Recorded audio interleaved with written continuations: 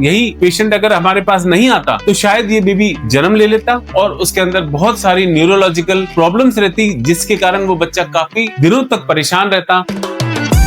अक्सर हमें देखने को मिलता है, अक्सर लोग दूसरे शहरों और सेंटरों के पास सेकंड ओपिनियन के लिए आते हैं। क्या ऐसा कभी केस आया है जहां पे उनको गलत डायग्नोसिस हुआ और आपकी टीम ने उसको पहचान करके उनको एक नई उम्मीद दी? ऐसा कई बार हुआ है, एक बार नहीं कई बार हमारे पास ऐसे आते हैं कि कुछ फाइंडिंग्स जो उनको दी गई है वो ना होके वो कुछ और आ जाता है। कभी कभार उसमें वो जो फाइंडिंग्स आती हैं उनसे उस बच्चे के अंदर कुछ ऐसी विकृति और ऐसी प्रॉब्लम्स होती हैं जिनको वो सॉल्व नहीं कर सकते, और अगर वो बेबी से बॉर्न होता तो शायद वो बेबी ना तो उस बच्चे के लिए हेल्थ के लिए अच्छा रहता, ना वो पेरेंट्स के लिए अच्छा रहता, क्योंकि उस बच्चे के अंदर इतनी विकृतियां, इतनी प्रॉब्लम्स रहती कि वो बच्चा सरवाइव नहीं करता और उनको उस बच्चे को परेशान होते हुए देखना पड़ता। ऐसे ही एक केस आया हमारे पास में कुछ ही दिनों पहले, जिसके अंदर बेबी का 5th मंथ का स्कैन, जिसको कहते हैं अनोमली स्कैन, वो हुआ और वो कंप्लीटली नॉर्मल बताया गया। उसमें उन्होंने ये लिखा गया कि एवरीथिंग इज नॉर्मल, सब कुछ सही था। बाय चांस क्या हुआ, वो पेशेंट हमारे पास आया,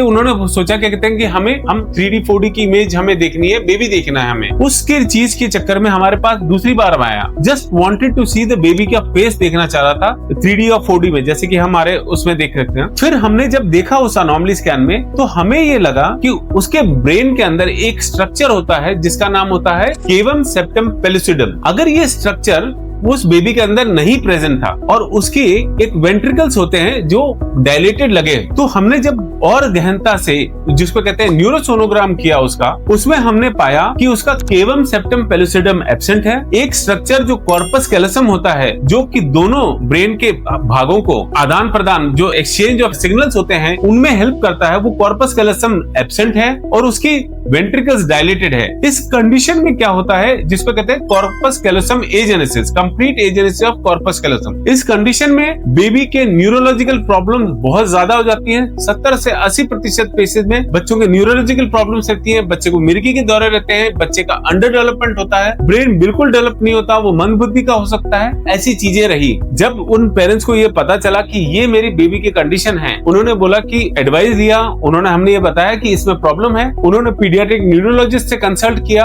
और पीडियाट्रिक न्यूरोलॉजिस्ट की कंसल्टेशन से, गायनेकोलॉजिस्ट की कंसल्टेशन और हमारी कंसल्टेशन के साथ उन्होंने ये डिसाइड किया हमें ये बेबी कंटिन्यू नहीं करना, क्योंकि इस बेबी में बहुत सारी प्रॉब्लम्स आती। दो वो दिखने में बाहर से बिल्कुल सही था, लेकिन उसके ब्रेन के अंदर प्रॉब्लम्स थी जो कि वो नॉर्मल होता। अगर यही पेशेंट अगर हमारे पास नहीं आता तो शायद ये बेबी जन्म ले लेता और उसके अंदर बहुत सारी न्यूरोलॉजिकल प्रॉब्लम्स रहती, जिसके कारण वो बच्चा काफी दिनों तक परेशान रहता और साथ साथ में उसके पेरेंट्स भी परेशान।